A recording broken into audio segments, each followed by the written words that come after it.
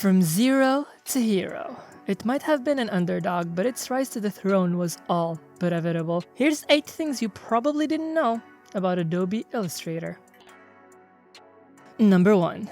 The founding of a dynasty. Adobe Illustrator was the first and oldest among the Adobe collection. It was exclusive to Macintosh when it first hit the shelves in 1987 and was only adapted to Windows 2 years later. Its origin story, however, goes back a bit further than that, to 1982 to be exact, which correlates to the early stages of the founding of Adobe as a whole, but more specifically to the development of PostScript, which was supposed to revolutionize vector-based display over that of bitmap, which was more relevant at the time, and to make translating graphics into a computer screen more accessible to the masses rather than requiring decent levels of knowledge in programming. Number 2. A slow burn. The technology behind Illustrator was revolutionary, to say the least. So revolutionary, in fact, that it has completely altered not only the graphic design industry, but the printing business as a whole. The addition of vector-based rendering meant that there would be no size limitations. You can work on a small surface, which in general would require less computing power, and the fact that the rendering was based on mathematical equations rather than individual colorized pixels meant that the same design could be replicated at any size without losing clarity. PostScript was also a gateway to creating a standardized printing language to make both the industrial process more streamlined and to make it more accessible for personal use. So, thank that for printers. Number 3. The battle for the throne. Speaking of industry, Illustrator had to fight in order to get its place as the premium vector-based illustration software. Try saying that 3 times fast. The early versions, especially the ones that were imported to Windows from Mac, were criticized as being nowhere near the reigning champion of Windows at the time, said champion being CorelDRAW. The early imported versions were also criticized as being incomplete, or as being more similar to the earliest versions released on Mac rather than the most recent ones at the time, basically saying that they were just releasing inferior versions to Windows. This deficiency between versions would last until 1997, with the release of version 7. That radically changed the interface to be more consistent between the different operating systems, finally. Number 4.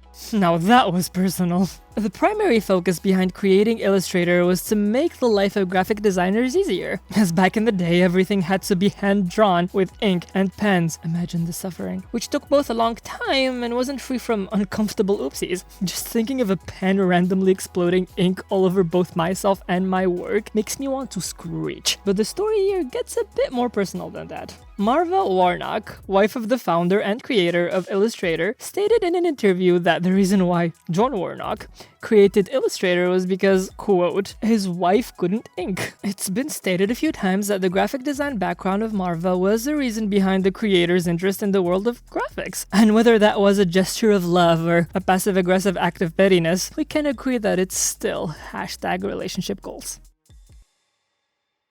Number 5. An issue in accessibility. Illustrator's run within the business has been riddled with beef, with both rival companies, other Adobe software, and even font and TypeScript. And it wasn't always the prettiest. Adobe had to release localized versions of Illustrator, and only started support bi-directional text flow for the Middle Eastern languages in 2007, with the release of the CS3 version.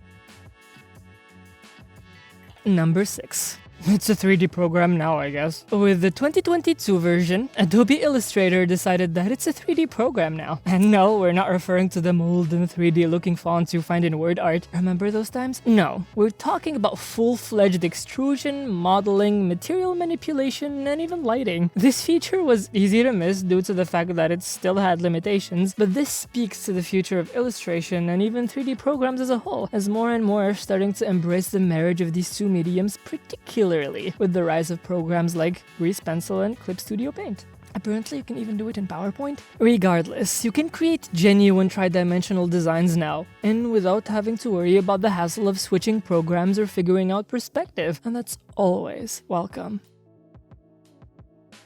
Number 7. User Manual 2, Electric Boogaloo.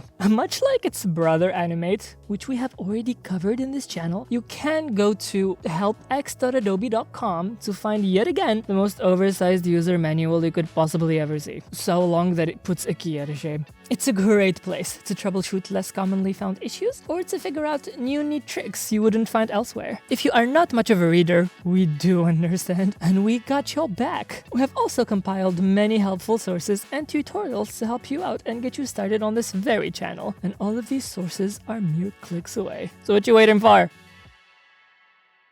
Number 8. It's the masters at work. The immense amount of power this program grants to its users will naturally lead to equally mind-bending works by people that have decided to pour their talent and passion into this medium. And here, we have a few incredible artists that we think you should definitely consider checking out. The first one is Grzegorz Dmuraczki, with his infamous movie posters. There is Charles Williams, who uses a geometric style and isometric grids, giving his surrealist works an incredible 3D aesthetic, as well as Dylan Roscover, who takes calligrams to a whole new level, turning lines of text into portraits of people. Among many other greats that we definitely recommend you look up and check out. It was a common saying, or it wasn't, I'm not really sure, that a craftsman must know his tool in and out in order to achieve full mastery. And yes, you're not required to be familiar with the story behind its creation, but it's always a treat to explore the history and to learn more about these programs. It helps us paint a more complete picture and makes us appreciate how much easier science and technology have made our lives and helped us connect. We hope you left this video more knowledgeable, and if you have any thoughts or more facts you'd like to share, feel free to leave them in the comments below. After you like and subscribe, of course. It's free, come on. Thanks for watching as always, and we'll catch you soon. Take care.